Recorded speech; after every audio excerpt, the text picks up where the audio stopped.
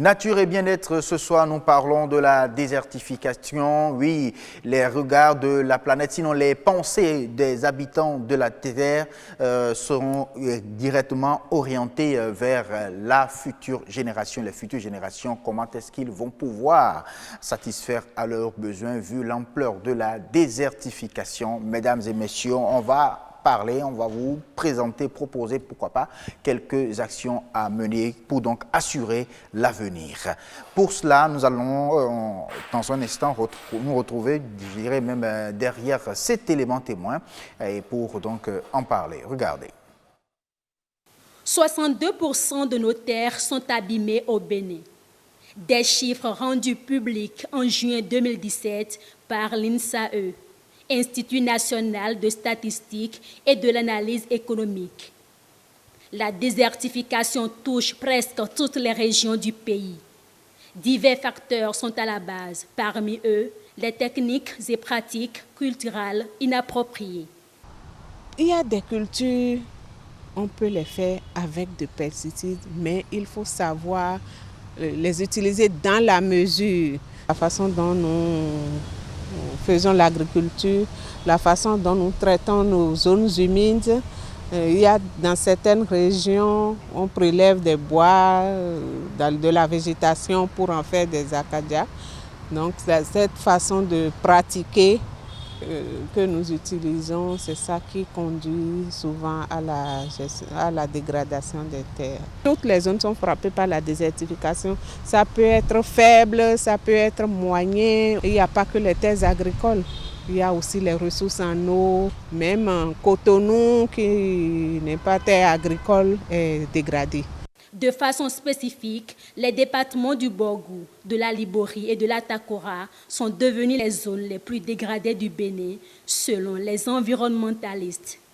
Face à la situation, des moyens adéquats de protection et de réhabilitation des sols sont disponibles.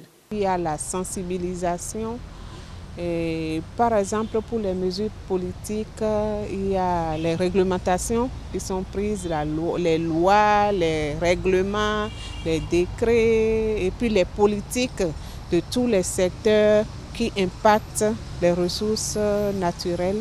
Ces politiques-là peuvent permettre d'atteindre nos objectifs de gestion durable des terres. Donc il faut utiliser beaucoup de matières organiques, d'engrais organiques, pour fertiliser le sol au lieu de prendre des engrais chimiques et de les utiliser dans le sol pour les terres agricoles. Il ne faut pas aller enlever tout ce qu'il y a comme plantes dans les zones humides et dire qu'on veut les utiliser pour faire autre chose. Et il y a par exemple le pois d'Angole qu'on peut cultiver et qui permettent de garder, de protéger le sol.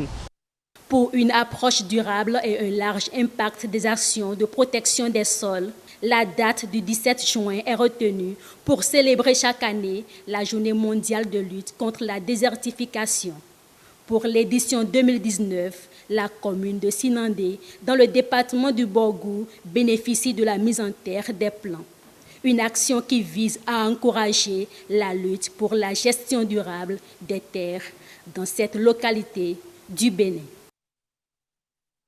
Retour en plateau avec un expérimenté en matière de protection des ressources naturelles. Il s'agit du colonel Comlan Marcel Capot. Bonsoir. Bonsoir, monsieur. Merci beaucoup. Merci d'avoir accepté notre invitation de venir sur ce plateau. Vous êtes agent des eaux, forêts et chasses à la retraite. Bonsoir, Roch. Bonsoir, Ration Simplice Gabas. C'est comment? Ça va très bien. Ah ben, je suis content de vous retrouver. Le plaisir est partagé de vous surtout retrouver. sur ce sujet qui, en réalité, parle de l'avenir de la planète, l'avenir, les générations à venir. Comment est-ce qu'elles vont pouvoir satisfaire les besoins? Tout à fait. Et c'est justement la raison pour laquelle le thème de cette édition s'intitule « Construisons l'avenir ensemble ». Nous allons voir avec notre expert, comme vous l'avez présenté tout à l'heure, Comlan Marcel Capot. Il est en plus d'un agent des eaux et forêts et chasses, il est expert en gestion durable des terres. Il nous dira comment faire pour protéger justement l'environnement. Bonjour. Bonsoir. Bonsoir, monsieur le journaliste. Pardon. Alors, la désertification, est-ce qu'il faut la résumer à l'avancée du désert ou comment la définissez-vous? Merci, monsieur le journaliste. Le plus souvent, on pense que la désertification, c'est l'avancée du désert.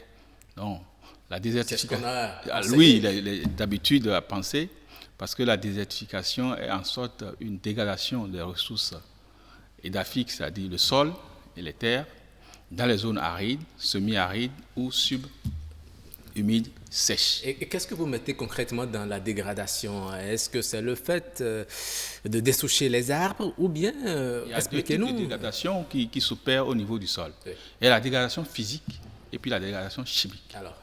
D'autant plus que le sol étant recouvert de végétation, une fois que vous enlevez la végétation, un processus s'engage sur le plan physique. À savoir, s'il pleut, par exemple, l'eau commence par décaper le sol. Et également, quand il y a des grands vents, ça emporte le sol. Mais quand vous le dites ainsi, on a l'impression que le fait même d'enlever les herbes qualifiées de mauvaises, quand on les enlève, c'est une forme de désertification qu'on est en train de favoriser par cette action. En fin de compte, le sol, vous savez que nous sommes un pays essentiellement agricole. Oui. Donc, le sol est un capital pour nous. Et nous devons protéger le sol pour pouvoir avoir une agriculture durable. Mais quand vous savez que nos pratiques agricoles ne sont plus adaptées à ce qui se passait avant, il y avait assez de ressources et il y avait assez de terre, on pouvait faire la jachère. À chaque 10 ans, on peut attendre 10 ans. Aujourd'hui, ce n'est plus la même chose. Il y a eu une augmentation de la population, donc une pression est exercée sur les terres agricoles. Et donc, ça fait que les terres ne se reposent plus, les terres ne se reconstituent plus. Et comme vous le savez, pour qu'un sol soit productif, il lui faut tous les éléments chimiques également.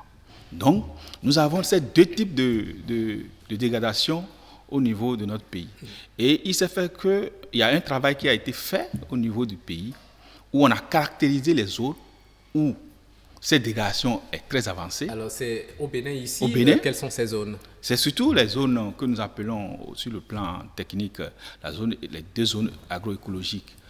1 et 2 surtout. On a suivi dans le reportage tout à l'heure que c'est à Sinadé qu'aura lieu la manifestation officielle. Est-ce que Sinadé est concerné, il fait partie de la zone 2. Alors, quelle est l'activité que l'on fait à Sinadé pour rendre aussi vulnérable la terre? Oui, comme vous le savez, nous sommes essentiellement un pays agricole. Et donc l'agriculture telle que c'est pratiquée dans ces zones en est un facteur. Il y a également d'autres facteurs qui s'ajoutent, à savoir la transhumance et également les feux de brousse que nous pratiquons. Tout ça là rassemblé, conjugué, ça entraîne une dégradation de ces zones-là. Comme j'ai suivi le point focal, elle a parlé aussi des villes, des zones urbaines. On constate que la désertification est remarquée également dans les villes. Et c'est pour cela que je posais la question tout à l'heure de savoir si le fait d'enlever même les mauvaises herbes à Cotonou, par exemple, est une façon de favoriser la désertification. Bien non, elle veut tout simplement nous dire que la désertification n'est pas seulement dans les zones que nous pensons. Voilà. Il y en a partout sur notre pays. Parce qu'il y a des zones qui sont extrême dégradation, moyennement dégradées, et puis faiblement dégradées. C'est-à-dire quand vous quittez la zone que nous appelons la zone agroécologique 1, qui est extrême, notre extrême nord, c'est la zone qui est dégradée, extrêmement dégradée.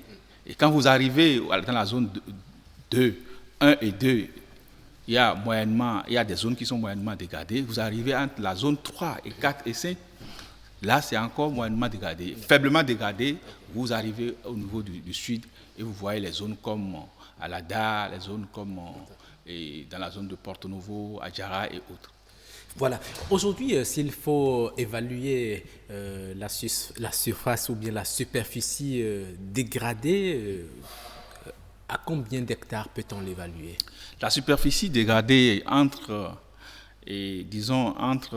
2000, disons, il y a 10 ans, on a observé sur 10 ans que nous avons dégradé 2,2 millions de terres, soit 220 000 hectares par an au niveau du Bénin. 220 000 hectares par an. C'est assez impressionnant. Que nous dégradons. Wow.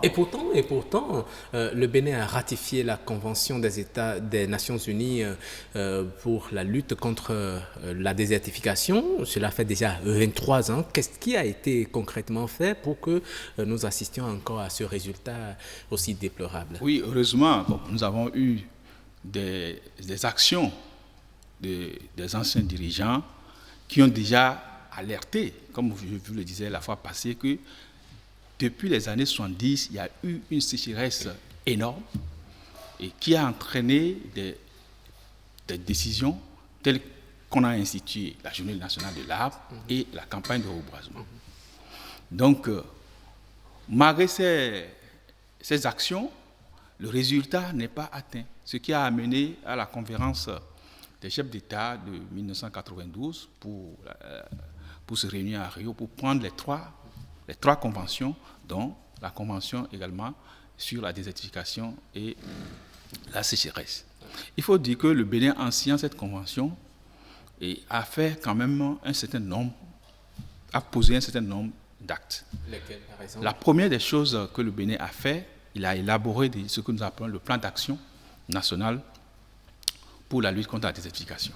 On est fort en élaboration des tests, hein, mais c'est l'application qui pose souvent problème. C'est l'application qui compte. Mais comme vous le savez, pour ça que dans le monde, si vous voulez faire des actions ordonnées, vous devez partir d'abord des tests. Et comme vous le savez, le Bénin élabore toujours de bons textes. Et nous sommes également dans l'application, nous ne sommes pas loin de ce que... Seulement que, comme vous le savez, la population s'accroît au jour le jour. Et la pression est très forte sur les ressources naturelles. Alors, qu'est-ce qu'il faut faire, puisque nous tendons déjà vers la fin de cet entretien, ça passe très vite. Qu'est-ce qu'il faut faire aujourd'hui pour préserver l'environnement, pour construire ensemble l'avenir et l'assurer? Oui, cette journée permet d'abord de sensibiliser le public.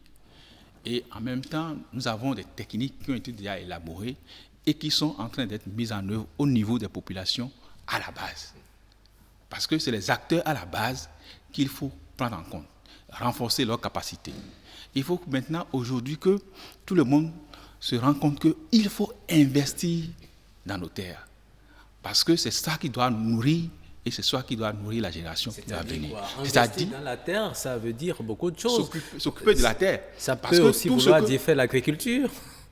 C'est-à-dire? Ça peut aussi vouloir dire faire l'agriculture, et en faisant l'agriculture comme vous l'avez dit tout à l'heure. Oui, l'agriculture ici, jusqu'à présent, a été faite de manière extensive. Maintenant, il faut qu'on passe à l'agriculture intensive. Okay. Et l'agriculture intensive, ça veut dire que les acteurs de la production doivent s'occuper des terres qu'ils exploitent et non exploiter une partie, quitter là, aller ailleurs pour pouvoir encore dégrader. Donc, par rapport à ça, des techniques sont déjà mises au point. Et nous sommes en train de passer déjà à l'échelle, à travers un certain nombre de projets, tels que le projet ProSol, par exemple, qui fait une activité très intéressante avec les populations. On commence d'abord par des techniques qui ne coûtent rien aux populations. Par exemple, les populations ont l'habitude de cultiver ou même de faire leur bion et suivant la pente. Non, quand vous faites ça, quand il pleut, il emporte tous les éléments. Donc, il suffit seulement de leur dire, vous pouvez commencer par faire les bions et parallèlement à la pente. Il y a également des plantes, les légumineuses, qu'on peut utiliser pour protéger ces sols. Et ça permet d'enrichir ces sols. Parce que, comme vous le savez, si vous n'avez pas de la matière organique, même si vous mettez l'engrais, le sol ne donne rien. Merci beaucoup, Monsieur Colonel Komlan Marcel Kapo. Je rappelle que vous êtes un expert en gestion durable des terres, ancien agent des eaux, forêts et chasses.